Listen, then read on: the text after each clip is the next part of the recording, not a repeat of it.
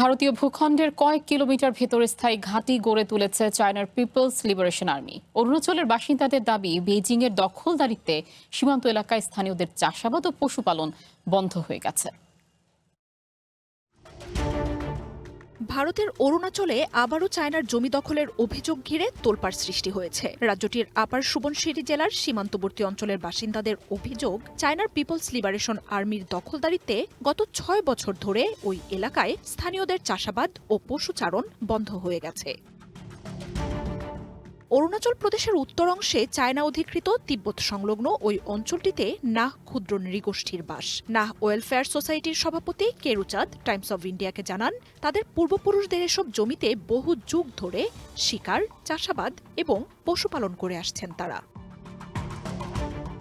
সীমান্ত নিয়ন্ত্রণ রেখা LACর অন্তত ৫টি এলাকায় ভারতীয় ভূখণ্ডে অনুপ্রবেশ করে চায়নার বাহিনী স্থায়ী অবকাঠামো গড়ে তুলেছে বলে অভিযোগ তুলেছেন স্থানীয়রা। তারা বলছেন, সেখানে যেতে বাধা দিচ্ছে চাইনিজ সেনারা।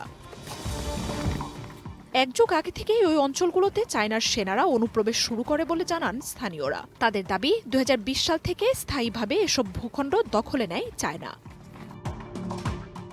সম্প্রতি লাদাখেও একইভাবে চায়নার বাহিনীর বিরুদ্ধে ভারতীয় ভূখণ্ড দখলের অভিযোগ ওঠে, কিন্তু নরেন্দ্র মোদীর কেন্দ্রীয় সরকার সেই দাবি নাকচ করে দেয়। ভারতের ভূখণ্ড দখল নিয়ে পার্লামেন্টে বিজেপি সরকারের সাথে তীব্র বাকবিতণ্ডায় জড়ায় বিরোধী দল কংগ্রেসও।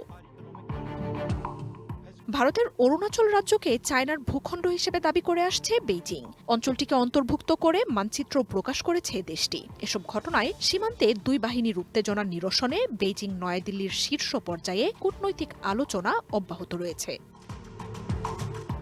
মার্জিয়া উপমা, ওয়ান ইন্টারন্যাশনাল ডেস্ক।